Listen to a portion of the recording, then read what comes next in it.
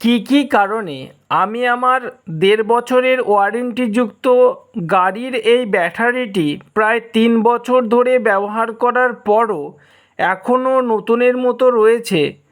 তো এই ভিডিওতে দেখানো নিয়মগুলি যদি আপনারা মেনে চলেন তাহলেও আপনারা আপনাদের সোলার সিস্টেম বা আইপিএস বা ইউপিএসে ব্যবহৃত ব্যাটারির নর্মাল যে লাইফ টাইম হয় সেটাকে ২-৩ বছর বেশি সময় ধরে ব্যবহার করতে পারবেন।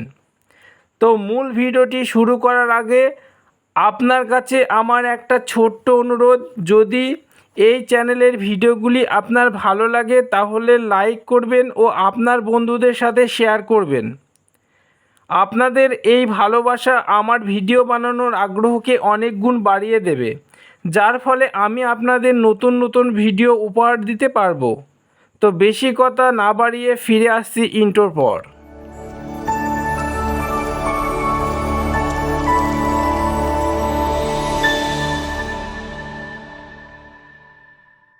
প্রথমে আমাদের ব্যাটারির টেকনিক্যাল পার্টটা বুঝতে হবে।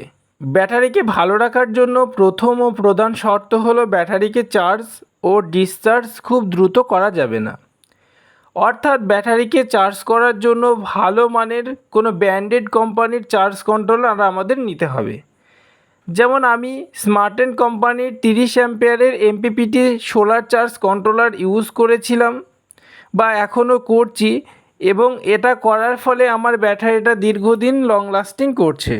তো আপনারাও এই ধরনের বা আপনাদের প্রয়োজন অনুযায়ী কোনো ভালো কোম্পানির সোলার চার্জ, যদি সোলারের ক্ষেত্রে হয় সোলার চার্জ কন্ট্রোলার নেবেন, বা যদি আপনারা আইপিএস বা ইউপিএস নেন তাহলে খুব ভালো মানের আইপিএস বা ইউপিএস ব্যবহার করার চেষ্টা করবেন। তো ব্যাটারি নষ্টের অন্যতম প্রধান কারণ হলো ব্যাটারিকে ডিসচার্জ করার যে সময় সেটা কম হওয়া। বিষয়টি আমি আপনাদের একটু পরিষ্কার করে বুঝিয়ে বলছি। ধরুন আপনার 100 অ্যাম্পিয়ার আওয়ারের একটা ব্যাটারি আছে, তাহলে আপনার ডিসচার্জের সময় হবে 100 অ্যাম্পিয়ারকে আমার ভাগ করতে হবে 10 দিয়ে, ও এটা আসে 10 অ্যাম্পিয়ার আওয়ার। অর্থাৎ যদি আপনি 100 অ্যাম্পিয়ারের ব্যাটারি থেকে প্রতি ঘন্টায় 10 অ্যাম্পিয়ার আওয়ার লোড দিয়ে বা এখান থেকে বিদ্যুৎ নেন, তাহলে আপনার ব্যাটারিটা দীর্ঘদিন লং লাস্টিং করবে এবং ব্যাটারির যে লাইফ সেটা বহুগুণ বেড়ে যাবে। তো অনেক ক্ষেত্রে আমাদের এটা করা সম্ভব হয় না, কিন্তু এটা যদি আমাদের 10 বা তার থেকে অল্প একটু বেশি করলেও অতটা সম্ভব সমস্যা হয় না। কিন্তু এর যে থেকে ডিসচার্জের যে রেটিং কারেন্ট সেটা যদি অনেক গুণ বাড়িয়ে দেওয়া হয় বা 30-25 এরকম কোনো অ্যাম্পিয়ার নেওয়া হয়, তাহলে ব্যাটারিটা খুব দ্রুত আমাদের নষ্ট হয়ে যাবে।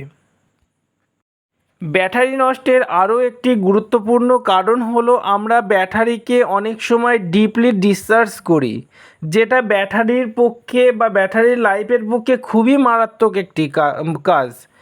অর্থাৎ আপনি যদি ব্যাটারিকে ডিপলি ডিসচার্জ করতে থাকেন তাহলে সেই ব্যাটারি খুব দ্রুত নষ্ট হবে, এটা অবধারিত।